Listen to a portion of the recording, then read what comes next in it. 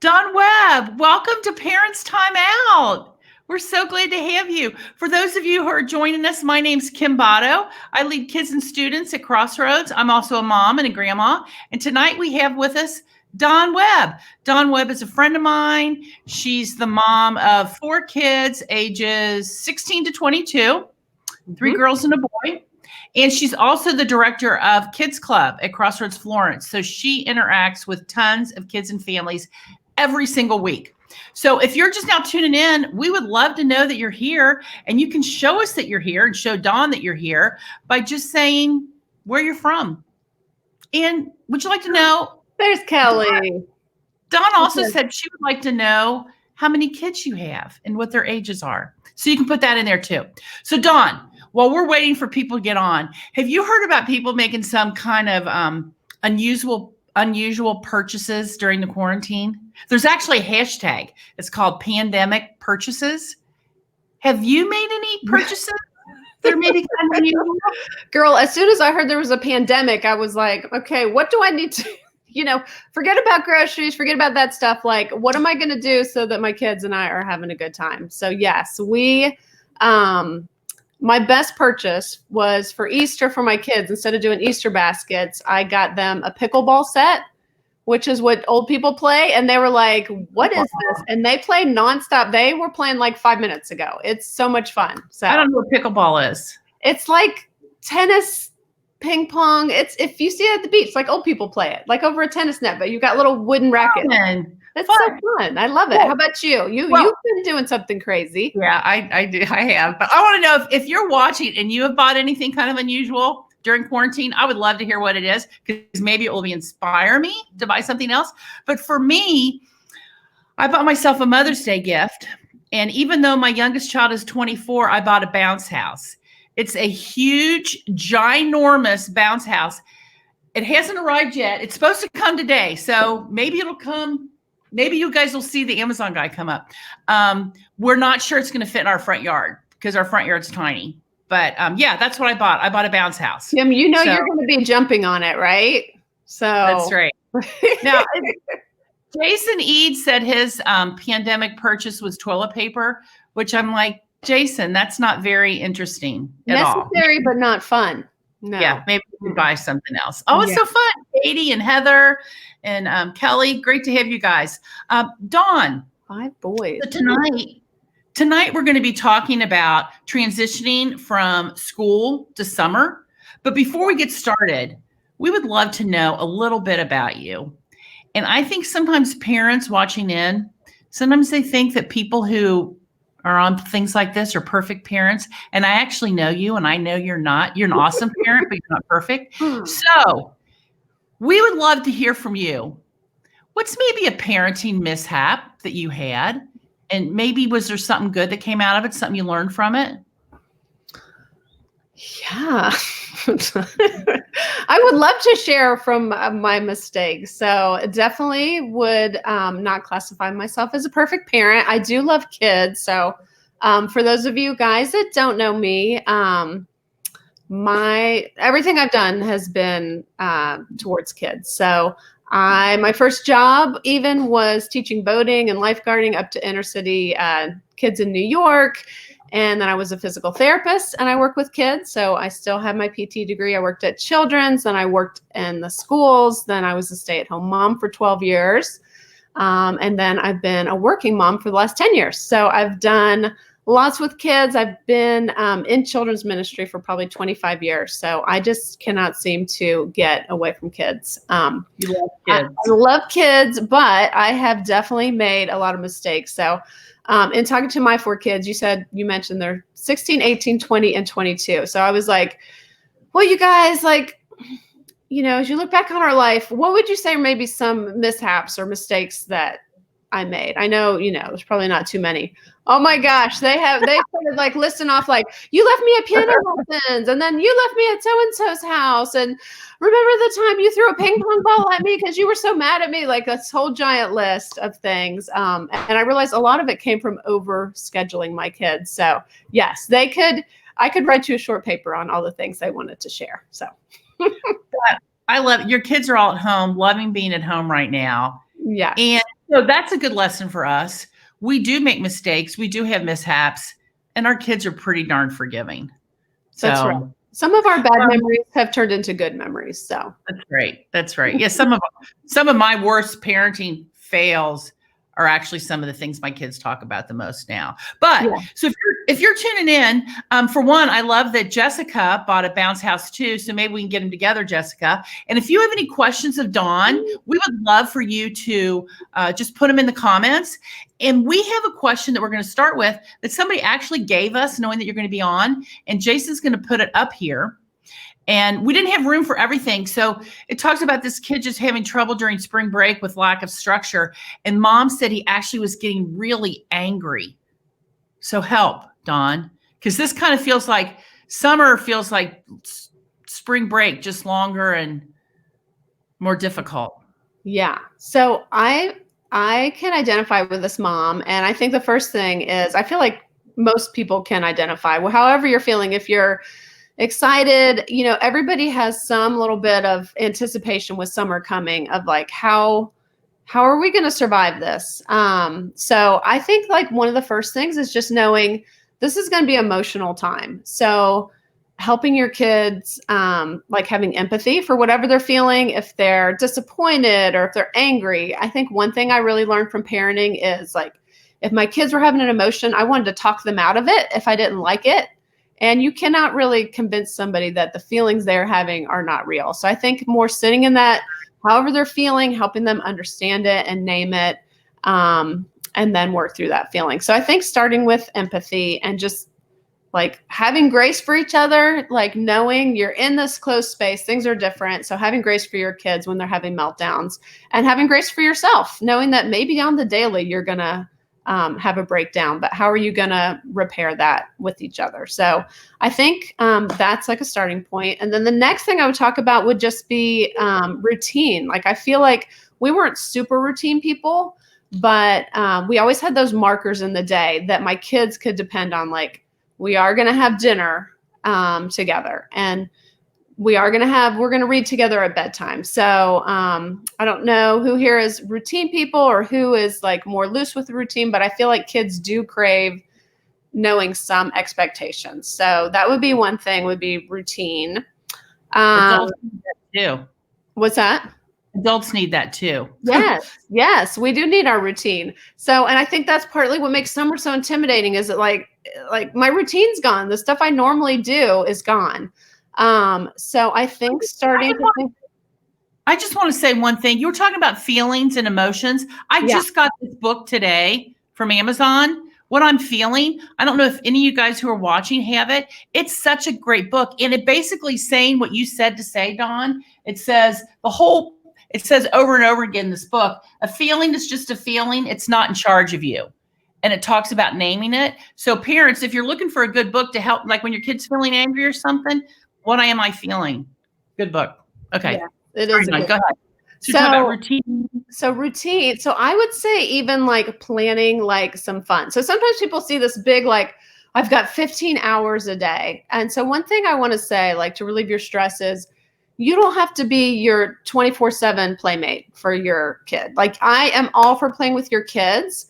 And like scheduling maybe that one point in a day. So I love somebody said they bought some plants for their garden. So like scheduling some fun, but also knowing like it's okay if your kids are bored sometimes. So if you think back to when you were a kid, you're probably bored sometimes. You were probably, you didn't thinking about what did you do when you were a kid? And knowing like out of being bored, there's a lot of creativity that comes. There's a lot of resiliency. So it's okay for your kids to be bored sometimes. They will not die. They're going to tell you they're going to die, but it's okay if they're bored. But what I want to talk about is what are some fun things? So I would love to hear your guys' ideas. Like as you're thinking towards summer, what sort of things are you thinking about doing? Pools are closed, vacations maybe are different. So what ideas have you guys had to just add some fun in? So for me, I've got 3 girls. We, especially when they were younger, they did a lot of dress up. We would do spa days where they did They would do my makeup. We'd do each other's nails, camping in the yard. So I feel like there's so many different fun things that you can do. And I like Kelly suggested they've gotten into a routine of dessert every night. She said she's trying to break it, but yeah, something fun with or backyard camping. A couple people camping out. The nice thing about backyard camping too is if it doesn't go, if you're not a camper, that's a great way to test it.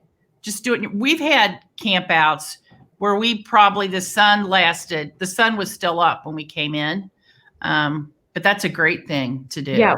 We did even like a night, like flashlight and a night walk and finding stuff. If you don't want to sleep outside, you can fake camp and like have a little fire and then go back inside and sleep in your bed. Fire pits. Yes. Katie said fire pits, creaking. I feel like we're going old school again. Like all the stuff I used to do. It feels like we've gone back in time and we're starting to like slow down. And like looking back at my parenting mistakes, I feel like so many of those came from that like rush. My kids are in everything. And now I feel like we're kind of like dialing it back and doing Lego building contests. Love that. This is all old school. It's all old school. Building forts, get all the cushions off of the bed. We did that. I was asking my kids, like, what was your favorite thing? We used to do manhunt in the house. And so you would hide and you'd have to get to the front door before the person caught you. So fun. Inside chase. We did that. Another thing I think I found is if you name something, then it becomes a thing. So they had a babysitter and she would do this game called Piggy Piggy. They would just chase them all over the yard, all over and say Piggy Piggy and snort like a pig. And so they still talk like 10 years later, oh, Piggy Piggy. Another thing we did, we called it bowls to the brim. So we'd have a movie night and they got like those tiny little bowls and we'd fill it all the way to the top with candy, but it was like a tiny bowl. So it was like a special, like, it's bowls to the brim. Oh, somebody said slip and slide. My kids did slip and slide when they were little. We loved it. The other thing, the sprinkler in your yard, that's just like, that's watering your yard, jumping through that. Board game. Effects. Yeah, that's good. As we continue to talk about summer fun and all these fun ideas, sometimes as adults and as the parents, we kind of squash the fun. So what advice would you give to parents who maybe are fun challenged? Well, don't feel bad if you are.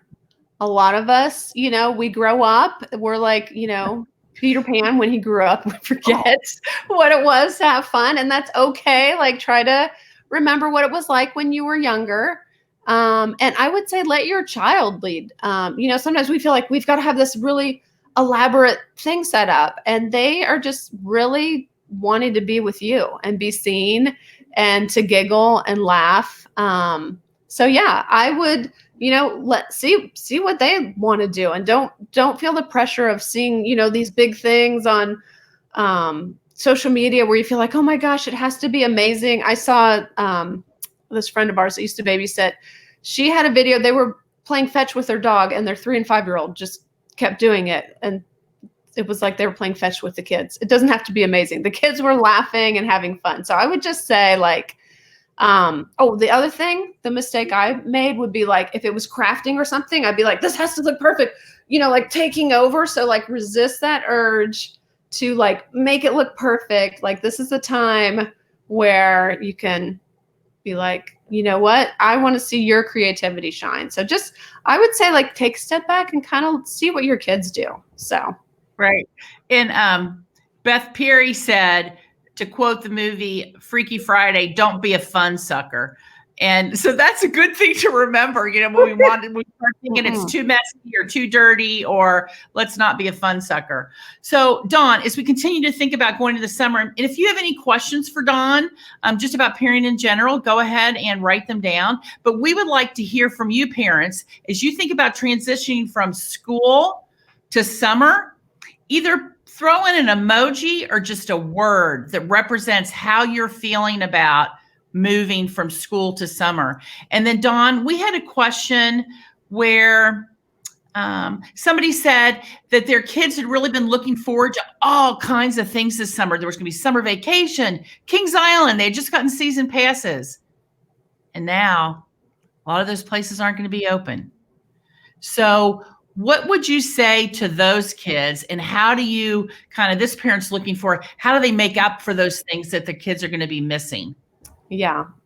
I think, again, like, you have to realize, like, that is disappointing. Like, you can't just brush over that and not say, like, yeah, this is hard. Like, we're all going through hard stuff. And I can understand why that's really making you upset. And you also don't want to give a silver lining of, like, we're going to do so many more amazing things. But I think just reassuring them, like, look at the fun things we've already done together, and let's sit down and plan out, what do you think would be some fun things we can do instead? So I'm reading through these ideas. I feel like there's good things that come out that you would never even expect. Like Kelly was talking about, her kids brought home this baby bird that they're nursing to health, and seeing it fly away. Like, you're going to have memories that you will remember forever. So I think just being that reassuring presence, you can Google, there's so many fun ideas, and ask for help. If you're just like, I don't know what to do, or I'm exhausted, like, don't be afraid to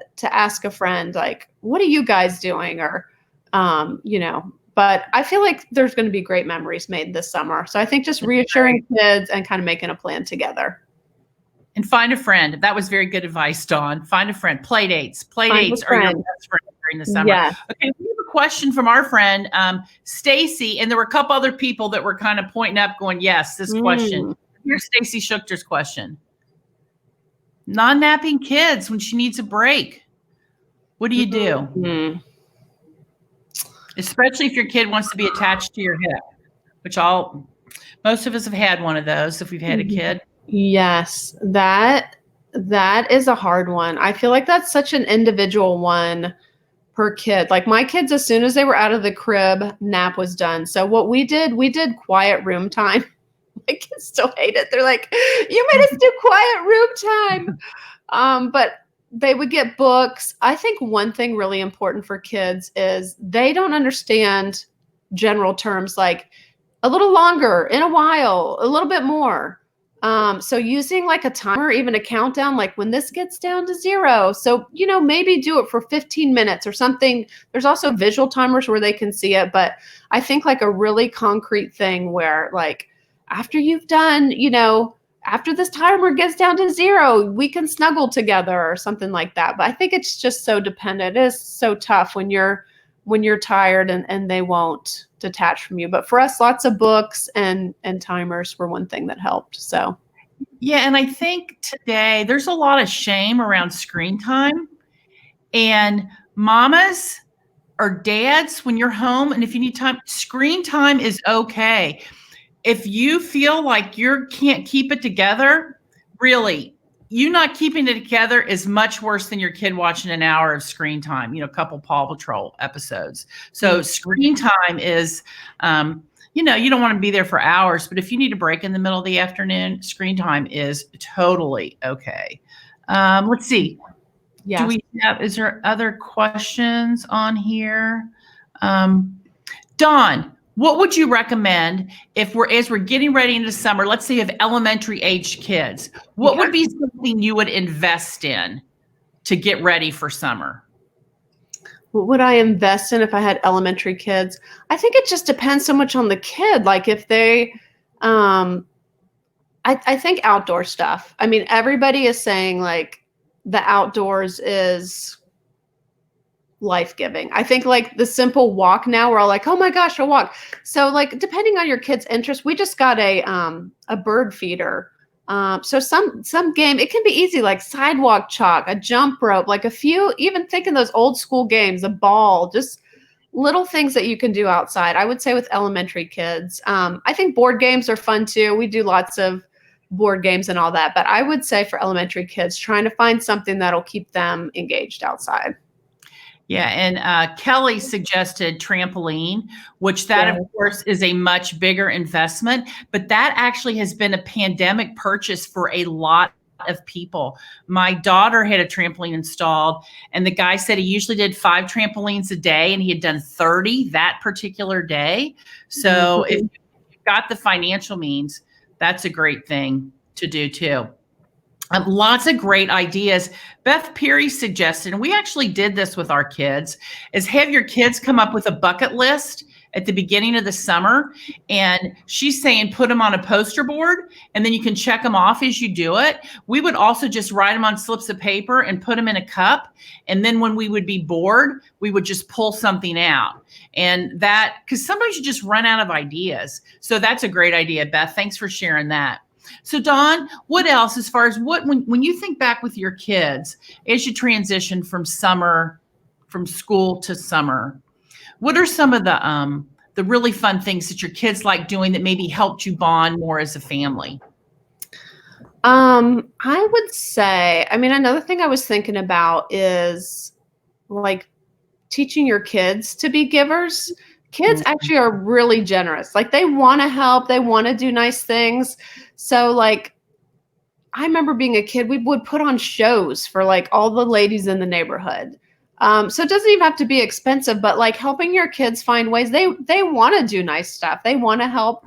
And so those are memories. Like I remember back when there was Hurricane Katrina, we did this whole big backpack project, and I had my kids helping like sorting and putting the stickers on the backpacks and filling them. And so I think like teaching your kids how to like harness, because they already have that in them. They want to do nice things for other people. So like helping your kids do act of kindness is something I feel like bonded us. And in this time, like when people are hurting, like helping your kid figure out, can they read a story to an elderly neighbor, or can they write cards, or, things like that. I think that can go a long way.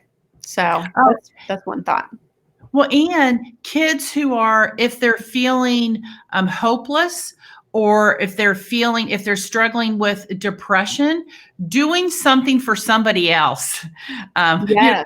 Sometimes the feelings of depression come from thinking so much about ourselves. Mm-hmm. And so often doing something for somebody else, even though we're doing it for the other person, it really lightens our mood. And that is a great idea. I heard somebody texted me this, I think it was this morning, that said her sister-in-law had just started, because her kids were just making her, she thought she was losing her mind. The kids were just getting at each other all the time. So they've started drawing names. She has 3 kids, and they draw names of their siblings. And then they do something in secret for that sibling.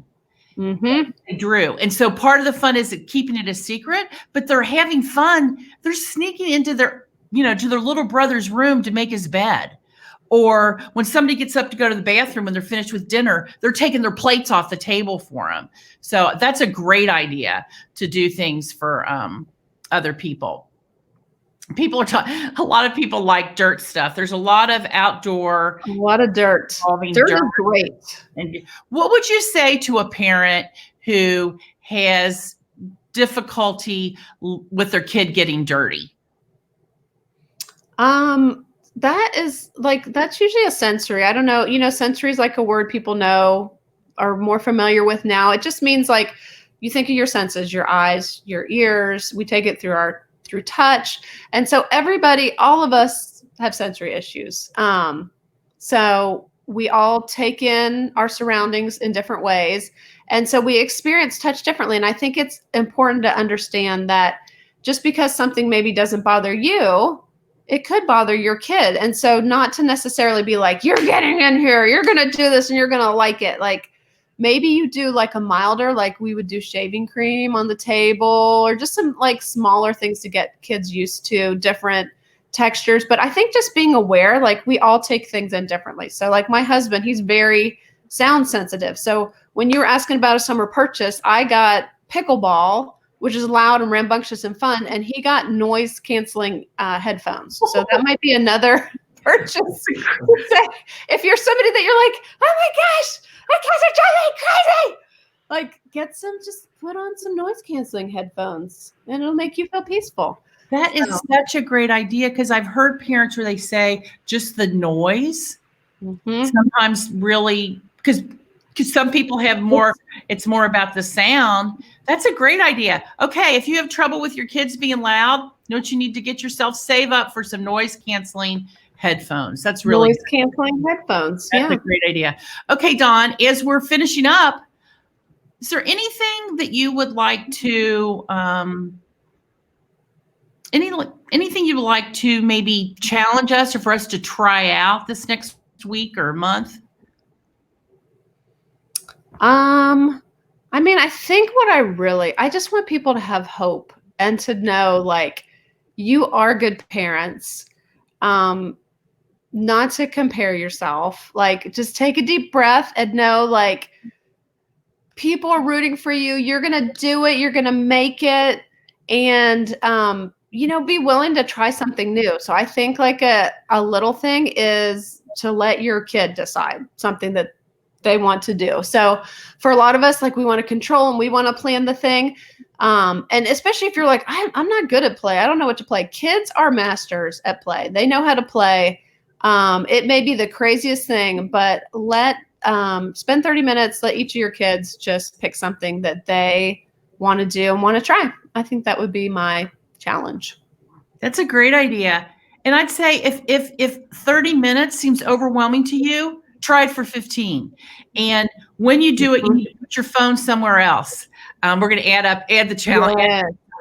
Put your phone somewhere else, because I have found, when actually studies have shown, the closer your phone is to your body, the more distracted. So if it's in your pocket, you are going to be thinking about your phone, even though you might not be looking at it. So go ahead and plug it in the kitchen and play with your kids. I love some of these comments, Dawn, that are coming through. I know, they're so funny. Aren't they great? Saying that she judges a good day by how dirty the water. Yeah, how dirty the water is at the end of the night. That's good. You know what? Based on that, I love it. My kids had really awesome days because they got very dirty. And also, Yes. Kristen talks about a bucket of water with a big paintbrush. We used to do that all the time. And you can get super cheap paintbrushes. Give them a bucket of water. Preschoolers, they think they're painting. They don't know that it's just water and it's going to dry. So those are great ideas. Yeah. Dawn, we'd love for you to pray for us parents who are watching. As we close this. So will you pray for us? Yeah, I'd love to. God, thank you that, wow, in your design, you designed us to have kids and be parents. And God, as challenging as that can be sometime, God, you've put it within our fiber to do this. And God, I just pray for every parent that's here now, wherever they are, God, just that they would feel the depth of that calling. And God, I pray against any lies that tell them that they're failing, that they're not a good parent. God, that is not from you. So God, I just pray that the summer ahead really would be one of the best summers that we've ever had, that each family would be blessed and have fun experiences together. And God, when things do get hard, God, just help us to dig in and to rely on you, God. Give us the strength we need. And God, I just pray for lots of smiles and good times this summer. I pray this in your name. Amen. Amen. And we would love to hear from you. When your kid picks something for you to do for 15 minutes or 30 minutes, come back and comment, because maybe we'll pray for you if you're being asked to do some really uncomfortable things. But no, we would love to hear what activities your kids are choosing for you. And then we'd love to have you join us back here next Wednesday. Chuck Mingo, who is a dad, and he is a teaching pastor and the community pastor at Oakley Crossroads, will be here with us. So Dawn, thank you so much. I love spending time with you. I appreciate everything you do for all the kids and families in Florence. And it's so much fun getting to be your friend and getting to serve you.